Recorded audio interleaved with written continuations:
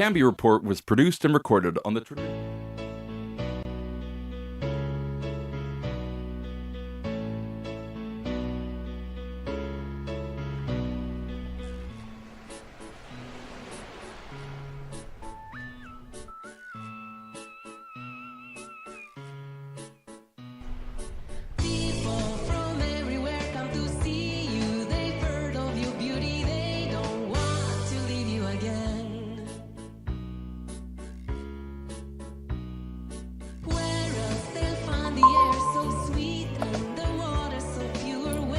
Hello. Do I have sound? I had heard a sound. This is the place where I want to grow up and fulfill my dreams. This is the time where I want to sing. Vancouver, Vancouver. Okay, I don't have sound. That's Beautiful city of mine. Vancouver, Vancouver, Vancouver. This is my place and my time. why do I not?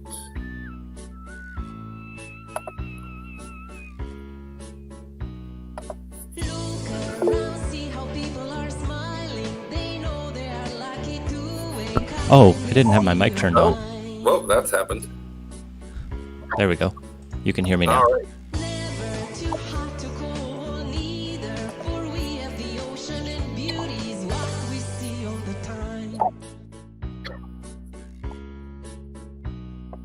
This is the place where I want to grow up and fulfill my dreams. This is the time where I want to sing. Vancouver, Vancouver. Yep, I can hear you. Vancouver, beautiful city of mine. Vancouver, Vancouver, Vancouver. This is my place and my time. City of glass, Oh. always on my mind. Never look up to the clouds. Hi, to everyone. align my city with its sparkling shoreline and skyscrapers with elegant lines. As time moves on, games are on the go. Everyone always goes with the flow. For people have come to the Jewel of West to have a good Do we have a time, to Vancouver complete the for show today? of This is the place where I want to grow Oh, okay, up excellent. and fulfill my dreams. This is the time where I want to sing. Vancouver, Vancouver, Vancouver. Okay. Vancouver. Amazing. Well, that's incredible considering we decided to do this today.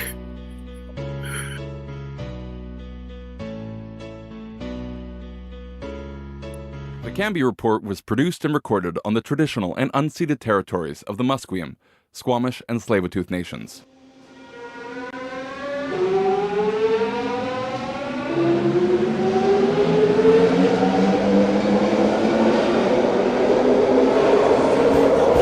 Touch the sky, share our dreams and watch them fly. Celebrating, something's happening here. There are 668 days left until the Vancouver municipal election. This is the Cambie Report for December 16th, 2020. I'm Matthew Naylor. I'm Ian Bushfield. And we're live on YouTube. We are, yeah, thank you all for joining us. And we decided to do this at a bit of a last-minute thing due to some other scheduling issues. But we really appreciate those of you who are able to show up on such short notice. And also, all of you who are out there in the pod sphere, I guess, listening regularly. So thank you again. If you want to continue showing your support for the podcast, one way that you can do so is on Patreon at patreon.com/Cambie Report. Patreon.com/Cambie Report. That's how you can be like one of these special people watching us right now. Yes, every single one of these people is a contributor on patreon.com/Cambie Report, and they help make the show possible in addition to getting links to events like this and also our very active Slack. One such event that is going to be coming up is the December 30th live show. Yes. One of the key reasons we're trying out a live recording tonight, in addition to just taking the editing job off my shoulders, is just so that we can do a full holiday special on December 30th. We'll be teaming up with the crew over at Politicoast, which includes me, but also Scott Delange-Boom, and we'll do a recap of the year in politics. We don't have a time yet. It'll be in the evening, to be determined. So if you want a way to wring out this endless waking nightmare of a year, join us on December 30th. We will, of course, be putting more information as we, develop it. So today, we were with you last week, and we mentioned that we were going to be covering a couple of things. Michael Wiebe has responded to his petition about whether or not he was in conflict of interest when he voted on the emergency patio program. And I've read a study on whether neighborhood associations are as representative of their communities as they claim to be. And I even reached out to the authors. I guess. Yeah. And we have a nice little... Go ahead. And we have a nice little Vancouver auto to finish the show off on Robson Square, since you can't go there. So, Michael Wiebe, proprietor of 8.5, right within spitting distance of my house almost, has responded to the petition that was brought forward by a soon-to-be member of the NPA's board to basically get him booted off of council. Yeah, the background is back in the spring, council needed to support businesses and wanted to do something during the start of the pandemic.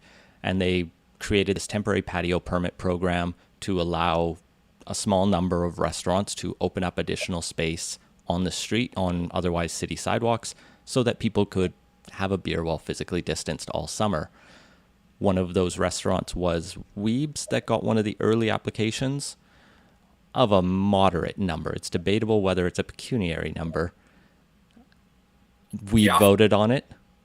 That led to this one Mr. Redmond filing a complaint, which triggered a report that came out, I believe, in August or September, that said there was a conflict of interest in here and Michael Wiebe should resign over this. And so Redmond and his 9 best friends found a lawyer, Wes Ruscio, I believe, I forget the Muscio is his name, Yes. who is now joining the NPA board to sue to kick him off. Yeah, and to be clear, it's not the NPA board that is suing it, or the NPA as an organization, but it is a group of 9 electors, which is what is empowered in the Vancouver Charter as the mechanism by which electors could contest the vote as to whether or not their representative is voting in conflict of interest. One thing that is notable about that is that any such complaint has to be brought within 10 days of the vote coming to light. Now, what exactly that means is unclear. This petition was filed in late September. The vote took place in May, I believe. And so the deadline would have been to file, even there, of course, looking at when this was first cast. It would be at latest in early June. When it was first reported at early July, because there was a report on it earlier at the time. And then the final idea that I think Muscio he has to hang his hat on it, is the idea that it didn't come to light until a city investigation made a report following the vote that found that there had been a conflict of interest in that case. Again, all of this has to do with pecuniary interest as to whether or not there was like an actual monetary interest. And Wiebe's petition goes into some of the theories that we have been covering on this podcast the last couple of times it's been brought up. In particular, one, that this was not held, like this was not a pecuniary interest at all, which I think probably makes the most sense, because like there does have to be usually some transfer of money, some like contract that is being voted on, that would actually like, if this has been like a no bid contract that Michael Wiebe's restaurant got, like the catering business of the city, like that would be a conflict of interest of that sort. That's a nice clear one. There seems to be some move within municipal conflict of interest considerations and broader political ones. I mean, this kind of came up in the federal scene around, what was it, the We Charity, where it's, I don't want to go down that rabbit hole, but, you know, it doesn't pass the smell test, even if, like, there wasn't necessarily a ton of transfer of money. I mean, there's the question about the payouts to Trudeau's mother, but beyond that, it seemed like it was more just friends scratching each other back in a way that didn't make most Canadians feel good. And you know what? I have to say that my thinking on this has kind of come around to, yeah, we should be bitching about small stuff that barely scratches the surface, because if we don't do that, then people are going to get complacent, and the things that don't pass the smell test, but in fact aren't a technical violation of the conflict of interest rules, I think it is worth it for us to be careful so that we don't go down a path of graft and corruption. Not that we aren't already there, but I think like sweating the small stuff actually does make sense in this case. But Which, how of course, small is this? Yeah, brings us to the smallest of stuff. How small is it, and does it qualify as a interest held by the councillor with electors in common? So, did this particular interest that Michael Wiebe was voting to advance with his vote, did that interest apply narrowly enough to him that it could only be like construed as him voting in his interest, or was he voting for this to apply generally to, for example, all restaurants with street space? And like I'm a little glib about that, but like that is actually what theoretically could have happened. Any restaurant with street space could have applied to this program, and if it were in an appropriate location, they could have benefited from it. And so that is, and because theoretically anyone can be a restaurant owner, or that interest can change, I think there is a very strong case to be made that if this was an interest, which I'm iffy on, this is an interest held by electors in common. So in Wiebe's response, which you've read, he's got three main responses, basically? Yes. So there's a first response, which is basically, fuck off, this wasn't the conflict of interest. Second response, or arguing in the alternate, was it's held by electors in common. And then the final response is, whoops, I'm sorry, but I didn't, it was done in good faith. So one thing that I think is notable about this is that the petition, or the response to petition, brings up, and I quote, he declared a conflict on numerous occasions before and after the votes in question. And one thing that we've been a little, like, we've taken note of here on the Cambie Report is that Michael Wiebe has made a conspicuous business of abstaining from certain votes because he was in conflict. He has abstained on the veterans' plates. He abstained on Easy Park, which we went into in depth if you want a even deeper dive into this legislation that we are going into tonight. And he abstained on the library, I think, during the budget votes. Yeah. Okay. But like, it is interesting that like that. Well, some of them might have been legitimate. The veterans one in particular, I think, like you could be seen as voting yourself in interest there, but only in the broadest possible sense. He has abstained on this. I just wonder if that was a legal strategy to demonstrate that he was abstaining more so or not. He also notes that the investigation was generally conducted in what he would call a procedurally unfair kind of applies. I mean, it wasn't the tribunal at all. So usually the procedural unfairness would apply to a decision made by an actual body rather than like this internal investigation type of stuff. I suppose because it is not a tribunal, it cannot come close to meeting the standard of procedural fairness because it is not at one. Yeah, it's kind of just a report someone wrote. And Yeah. it's not just like I wrote it, but it's also, like you say, not a tribunal. It didn't necessarily have an open court process where we can review it. And I don't know exactly what the opportunities for Councillor Wiebe to respond to that were. I'm sure there was probably some input, but I don't think that... I bring this up because there is a line in there that said that the report was A, of no force and effect, and 2, because I am numbering things A to Delta, that it was not conducted in a procedurally fair manner.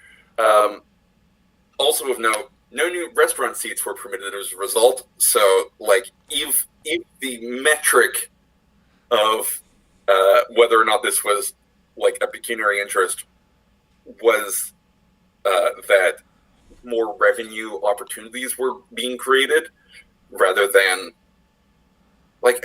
So is he saying no new seats versus like the first half of the first bit of the pandemic, or no new seats versus pre-pandemic? I'm pretty sure he means no new seats versus pre-pandemic. Right, because the argument would be because that like his there was that period.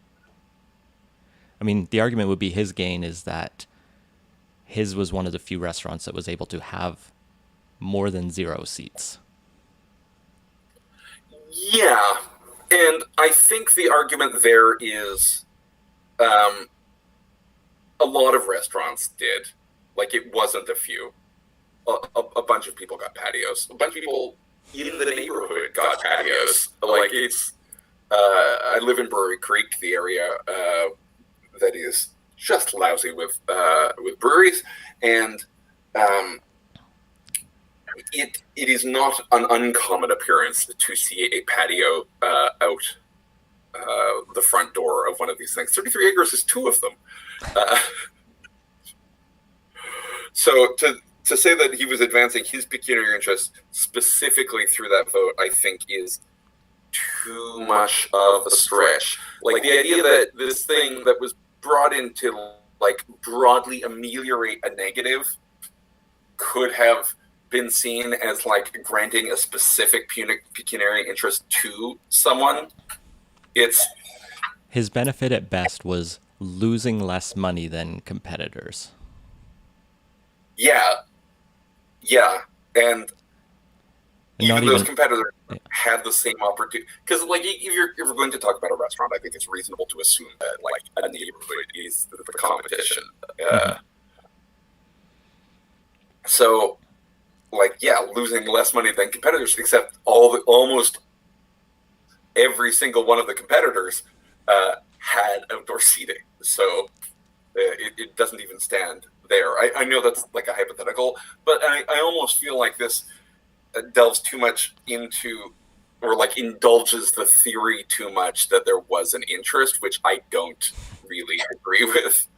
But it was done in a time of crisis, a like absolute emergency situation, and I think that is a very good argument for a good faith like thing. And so now with Wiebe having filed his reply, the matter goes to, as far as I can tell, a hearing early next year, likely. Which, I mean, is ridiculous. The thing is designed to be wrapped up shortly, as opposed to having this fog hang over us for an entire year. I mean, just to indulge the theory that he was in conflict of interest and did this maliciously, like how it almost seems like to indulge this would be to like say that no one who lives or works in a community is allowed to vote on things about that community. We just need absentee philosopher kings. Well, but what this highlights here is if it's taking this long, if you have a real conflict of interest, like a serious one, where a councillor is refusing to step down, and it can drag on for a year before they even get to a hearing, and then several more months until they finally have a decision that removes the person or doesn't, that puts this, this uncertainty over that council for that entire time.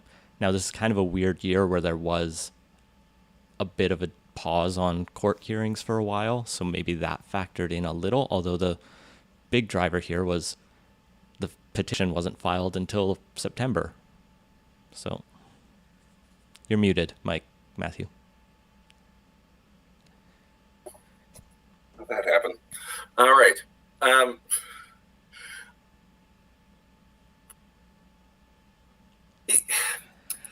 It is a frustrating thing to like deal with. Again, getting frustrated over the little things, though, I think is still important.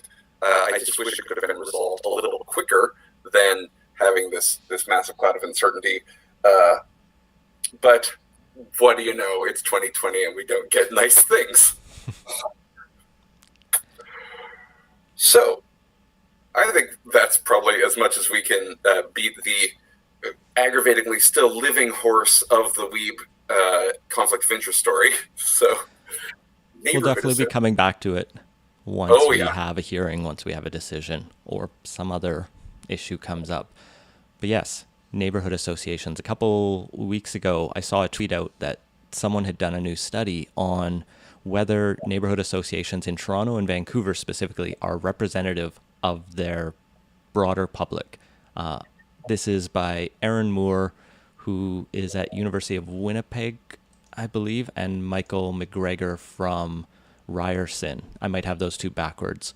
But I did reach out to them earlier this afternoon with a couple extra clarifying questions. So additional content for you that's not in the paper. Paper is open access, which is great because that means I was able to read it without effort or spending money. And you can all read it too. So we'll show the links throw the link in the show notes. There's a great background on this, on where neighborhood associations come from. They do some good writing on how they basically rose to prominence in the 60s and 70s, and as most listeners will imagine, came about as a oppositional force to development in many ways. That's shocking. Yeah. I'm shocked. So the researchers had two questions. Do members of neighborhood associations in Vancouver and Toronto reflect the socio-demographic diversity present in those cities? As in, is it descriptive representation? Are they the same kinds of people according to the census? And two, do these neighborhood associations members' political attitudes and voting behaviors align with those of the broader public? Because they say, you know what, they may all be white, waspy type people, but if they vote the same and have the same policy issues, it might not be the biggest issue. Like, it's arguably still an issue, but if they're otherwise indistinguishable... This is the theory behind the Liberal Party of Canada. You have an unrepresentative group of people that is going to vote the same as the people they theoretically are representing or advocating for. So thankfully, we have something called the Canadian Municipal Election Study, which is a big survey of Canadian voters that followed municipal elections. One happened in Toronto on October 22nd, 2018, and one in Vancouver on for the October 20th, 2018 election. I think it is wonderful that we have so many of these data sets available. The Canadian Federal Election Study and provincial equivalents are when I was doing more rigorous actual poli-sci study work, they are totally invaluable, and I just wanted to gush about them for a second, as Yeah, and this one in particular asked about all the usual things you would expect about sociodemographics, voting intention, turnout, ideology, and things like political efficacy and policy position. Political efficacy meaning, do you think politicians care what you think? And do you think that you personally make more of a difference or less of a difference? And they also asked in this question, are you a member of a neighborhood association? It's a slightly longer question. They also say ratepayers association or a couple other names. The point being, are you a member of what's defined as a local organization that represents a certain geographic element? They do note in here that the respondents to the survey were a little different than the general public. They seemed more politically wonky, but because the subset they're looking at is the neighborhood association members of that, they can compare those two sample sets. Yeah, and there are statistical ways of normalizing that as well. The ones that we're specifically interested in are part of the Coalition of Vancouver Neighborhoods, which has our 27 strong neighborhood associations. So what did it find? Yeah, so allegedly 17.4% of the respondents were a member in Vancouver of this neighborhood association. One of the first things that's really interesting is, and unsurprising, is that members of neighborhood associations report higher sense of local political efficacy. They were far more likely to believe that local government, quote, cares about what people like me think. Yeah. Okay. Yeah. Well, then. Yeah. In terms of demographics, they found that members of neighborhood associations were more likely to be over 50 years of age, have a university degree, be white, own a home, and live in the neighborhood for over 10 years. Some of this wasn't unsurprising. Most voluntary associations tend to be older and made up of people who live in an area for a long time, just because those are the people who have neighbor, connections and time because they're retired. And I'll save my thoughts on this until the end, but I was not surprised. Yeah, I don't think this surprises most people. It's nice when academic work confirms your preconceived biases, though. Yeah. So, and luckily they do more than just that. So the next one is on ideology and voting. And so that one was rather interesting because what they found in broad terms, they say, is no evidence that members of neighborhood associations are ideologically distinct from non-members within the questions that were asked. And the same happened in terms of whether they voted for the eventual winning mayoral candidate or not. I don't know that that's one of the better metrics, but I would actually be more curious to know. I mean, this is like throwing spaghetti at the wall well after the horse has bolted the stable. To know whether or not they voted only for mayor. Yeah, and I don't know how deep that went down. What they do note in here is that neighborhood associations tend to be far more active between elections than during elections, definitely as compared to the average municipal election watcher or even just citizen. Neighborhood associations turn out at development applications versus most people are probably not even aware. So luckily the CMES data did ask respondents about how they ranked issues like affordability, economic development, property taxes, public transit, and traffic. So we can compare members of neighborhood associations' values on these questions, or at least how important they see them. We don't know whether they're up for or against any of these things, just whether they think they're important.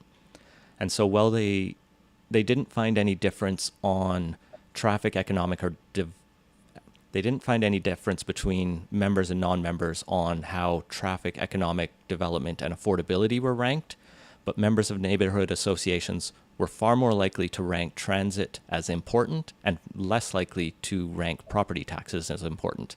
In other words, if you're a member of a neighborhood association in Vancouver or Toronto, you probably cared more than average about traffic or transit and less than average about property taxes. Yeah, and like that also kind of confirms my preconceived notions. Like these people are going to be, for all their opinions on development, a bunch of civic-minded joiners, and like that's good broadly, unless it isn't. But like these, to be like content with the status quo or like happy with where you're into a state in life where you have time to volunteer for a neighborhood association, to be on that board, to be active in your community, that is going to lend itself towards a place that a person with those means is going to settle down. Like it's kind of this self-reinforcing kind of conservationist circle. Well, and we also don't know what they think about transit. Like, are they a bunch of people who really like streetcars or people who want a SkyTrain to UBC? Yeah. And I think that's probably going to have a lot of opinions on either side. But, like, I think, yeah, like, that's up in the air. There were a few cross tables that I was a little confused about, so I did get in a correspondence with the authors, and I wanted to know, what's the difference between members of Vancouver neighborhood associations versus Toronto? And so they actually did a quick new analysis for me that's not in the paper, just comparing those two subsets with, really rough and quick. And he found that public transit and traffic are more important to Toronto neighborhood association members than those in Vancouver, possibly because Toronto doesn't have as much great transit, or it's not in the right spots, or the people who are in those neighborhood associations live right on train lines and therefore care a lot. Vancouver neighborhood association members cared more about property taxes than their Toronto counterparts. Now, they still cared less than the average Vancouverite, and there was no difference on the other issues. Yeah, I mean, that follows from a they haven't tested the one major thing. They didn't have questions about development in there, and they note that in their conclusion, going, it would have been really great to know how they felt, not just about development in general, but like affordable housing, other kinds of developments, market rentals, towers, that kind of stuff. That's their future study. Yeah, and I think that would be fantastic to look at and follow. I think looking at, I just don't buy it. Like, I don't buy the idea that because there isn't a massive change in care aboutness, like in caring versus being on one or the other side of an axis. What this lends itself to is a situation where a small group of people who care a lot on one side lend quite a bit of weight to one perspective versus the larger, less engaged population having a smaller impact because they don't feel as strongly enough about it. It is the squeaky wheel getting the grease even when everyone else felt the bearings where the horse is out of the barn. Yeah, we lost it. Moving along from that. I'll just read from the conclusion this one section that I think nails exactly what they're getting at here, and it's what you're talking about as well. And they say, quote, if neighborhood associations wielded little influence in either city, the socio-demographic composition and orientation of their members might not matter. However, the existing literature on neighborhood associations in both cities suggests they do wield considerable influence, and members appear to be cognizant of their influence. They know it. We found that members are more likely to believe that local government cares about what they think, and they are also more likely to believe that local government has significant impact on their lives. Our findings raise important questions about what type of contributions neighborhood associations can make to governance in their cities and whether they currently enhance or hinder democracy. Well, as someone who cares about municipal government and think it has an impact on my life, otherwise, the last 2 years have been really the weirdest period in my life.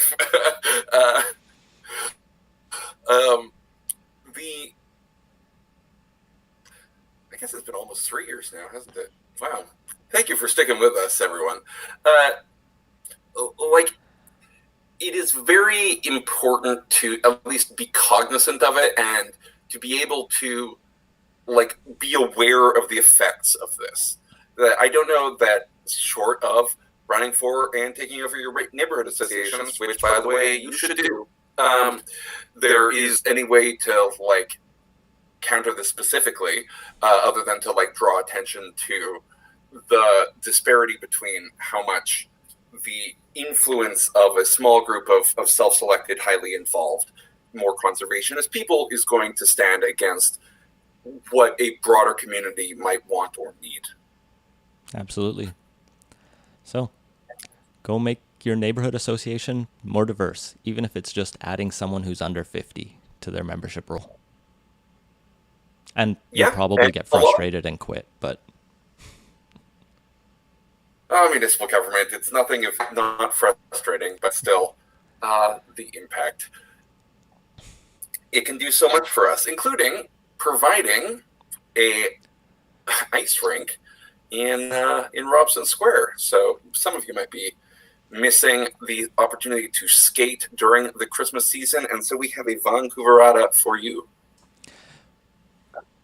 Interestingly, Robson Square is not actually a municipal issue. It's run by the province of BC, and it was the provincial government that decided COVID makes it too difficult to ice skate safely, and so the rink is closed for the year. But I wanted to look up, what is this contraption? So in the 1960s and 70s, former Premier W.A.C. Bennett wanted to build what he called the British Columbia Centre at the site. It would be a 55-story tower, the tallest in BC. It would involve the demolition of the Vancouver Art Gallery as we know it today, and would have just been where they put the law courts, I guess, many of the government offices that ended up there. Barrett won in 1972 and went, I don't want to do that because shadows. Which, I mean, of all the reasons to not demolish heritage architecture or put skyscrapers in the middle of downtown, that's the weirdest one of them that I've heard. However, basically what they did is they took the office tower and they laid it on its side, and it became the law courts. It stretches over 3 city blocks, I think. 3 blocks, yeah. Yeah, they commissioned famed architect Arthur Erickson, and he was like, let's knock it over. And I love this quote from him. He said, this won't be a corporate monument. Let's turn it on its side and let people walk all over it. Yeah. If only the inside didn't feel like a fucking tomb. Yeah, he really liked his brutalism. You can also admire his architecture at Simon Fraser University when you're sitting above the clouds in the rain, and it's sad. At the university with the highest suicide rate in Canada. I did my master's there. It and Lethbridge, Oh. which also was designed by Arthur Erickson. So, Robson Square, at one end has the law courts, at the other end the museum. This, in his view, put the two foundations of society, law and the arts, at the opposite ends, and underneath was the government, quote, quietly supporting their people. It didn't always have a ice rink planned underneath. Erickson's original plan called for a station in that gallery for the rapid transit system to go in. That transit system never materialized, and so they just put an ice rink where there would otherwise have been a subway. Well, I guess that's a decent consolation prize. I want to talk for a second about Arthur Erickson, because I feel like he was an architect who was just like, his vision and talent exceeded the materials available to him at the time, because his later work, that condo in Yaletown that looks like it has a bunch of portholes on it, and the Trump Hotel, which I think is bankrupt now, as you mentioned, are both like stunning and lovely, and the law courts are not. It is really nice to have that park on top of them. That's really fun to explore. It's a weird little, you get lost trying to find all the steps to get down, but it's pretty Yeah. to have some green space in I downtown. will say there are worse places to take lunch. Yeah. I like eating outside, and I enjoyed going and sitting out on those steps. I just think it would have been better in glass and steel instead of concrete. So Ericsson's original idea was the entire stretch to be closed off to traffic, but within, it sounded like a year of it opening, Vancouver allowed buses along Robson and the other roads, and then eventually private vehicles. Vancouver finally closed Robson again in 2016, or at least voted then, and I forget exactly when it closed, but it was more recent. Yeah, and I don't know, for my time in Vancouver, there has been an opening and closing of Robson Street periodically for certain events and the Olympics. And the rink had a brief shutdown in 2004 when it needed renovations for the Olympics, and was reopened in 2009 just in time for the Winter Games, and has been open since until COVID. Well, that word basically sums up most of 2020. I don't know anything that has not been touched by it. And to sum up this cancerous polyp on the history of humanity, we will be gathering together on December 30th, time to be announced, place everywhere, to ring out this year, hopefully put it to bed, and review some of the goings on that have happened heretofore. Thank you all for joining us tonight. Yeah, thanks for watching live, helping us find out that our audio leaks through at the start, and I'll need to adjust that in the future. Hiccups. Thank you for bearing through listening to this audio recording, which will hopefully be a fine episode. Yeah, bit of a dry run for the 30th, but hopefully it came out all right. Thank you for bearing with us. I enjoyed it. I liked speaking to you directly. That was nice. I'll have to read in the comments next time because you can't actually see them. Oh, yeah. Yeah, All right. they're over on YouTube. Okay, yes, no, I can't. All right. But Good night. for Cambie Report, I'm Ian Bushfield. I'm Matthew Naylor.